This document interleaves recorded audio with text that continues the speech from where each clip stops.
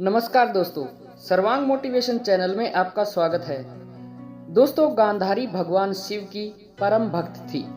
शिव की तपस्या करके गांधारी ने भगवान शिव से यह वरदान पाया था कि जिस किसी को भी अपने नेत्रों की पट्टी खोलकर नग्न अवस्था में देखेगी, उसका शरीर वज्र का हो जाएगा।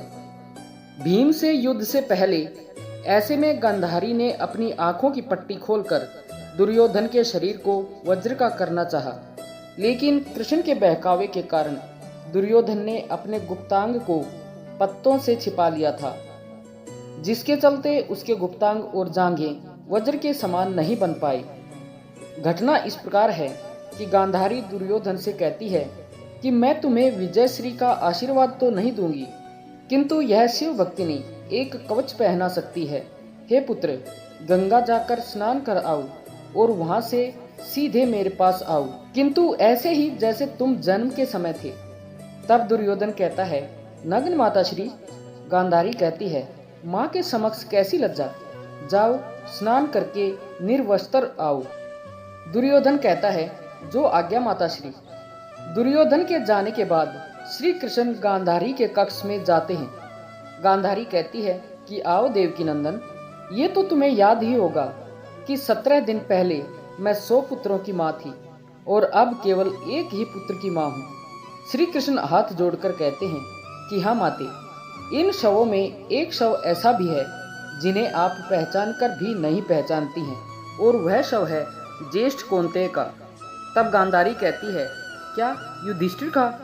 तब श्री कृष्ण कहते हैं, नहीं माता, राधेय था ज्येष्ठ कौंतेय। यह सुनकर गांधारी दंग रह जाती है। श्री कृष्ण कहते हैं, इसलिए ये मत सोचिए माता कि आपके पुत्रों की ओर से मेरी बुआ का कोई पुत्र युद्ध नहीं कर रहा था। यह राज बताकर श्री कृष्ण शिविर से बाहर निकलकर जाने लगते हैं। तब रास्ते में दुर्योधन नग्न अवस्था में अपनी माता के शिविर में जाता हुआ श्री कृष्ण को दिखाई देता है।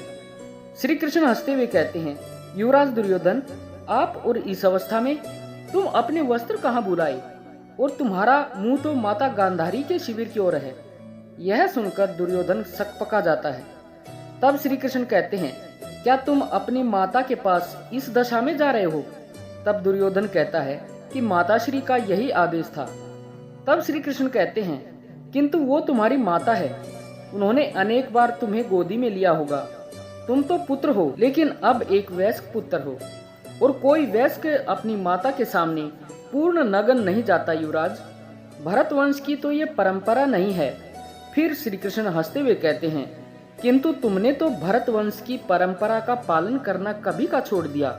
जाओ जाओ, माता को प्रतीक्षा नहीं करवानी चाहिए, जाओ। यह कहते हुए श्री कृष्ण हंसते हुए वहां से चले जाते हैं। तब दुर्योधन सोच में पड़ जाता है और फिर वह अपने गुप्तांगों पर केले के पत्ते लपेटकर माता गांधारी के समक्ष उपस्थित हो जाता है और कहता है कि मैं स्नान करके आ गया माताश्री। तब गांधारी कहती है, मैं क्षण भर के लिए अपनी आंखों पर बंधी ये पट्टी खोलने जा रही हूँ। मैंने तुम्हारे भाइयों को तो नहीं देखा, मैं तुम्हें आज देखूंगी। ऐसा कहकर गांधारी अपनी आंखों की पट्टी खोलकर दुर्योधन को देखती है तो उसकी आंखों से प्रकाश निकलकर दुर्योधन के शरीर पर गिरता है। बाद में गांधारी देखती है कि ये क्या, दुर्योधन ने तो अपने गुप्तांग छुपा रखे हैं। तब वो कहती है, ये तुमने क्या किया पुत्र? तब दुर्योधन कहता है कि मैं आपके सामने नग्न कैसे आता माताश्री? तब गांधारी कहती है, किंतु मैंने तो तुम्हें यही आदेश दिया था। दुखी होकर वह पुनः अपनी आंखों की पट्टी बांध लेती है। फिर वह कहती है, तुम्हारे शरीर का वह भाग जिस पर मेरी दृष्टि पड़ी ही नहीं दुर्बल रह गया पुत्र। शरीर का शेष भाग वज्र का हो गया। यदि तुम बड़ों का आदेश मानने की परंपरा भूले ना होते तो अजय हो गए होते पुत्र। यह सुनकर दुर्योधन कहता है कि मैं ये केले के पत्ते हटा देता हूँ माताश्री। तब गांधारी कहती है कि मैं कोई मायावी नहीं हूँ, मैंने उस एक दृष्टि में अपनी भक्ति, अपना अस्तित्व और अपनी ममता की सारी शक्ति मिला दी थी पुत्र। तब दुर्योधन कहता है कि आप चिंता न करें माताश्री, मैं कल भीम से गदा युद्ध करूंगा, और गदा युद्ध के नियम के अनुसार कमर के नीचे प्रहार करना वर्जित है। कल मैं उसको इतनी मार मारूंगा कि वह घबराकर वीर गति को प्राप्त हो जाएगा।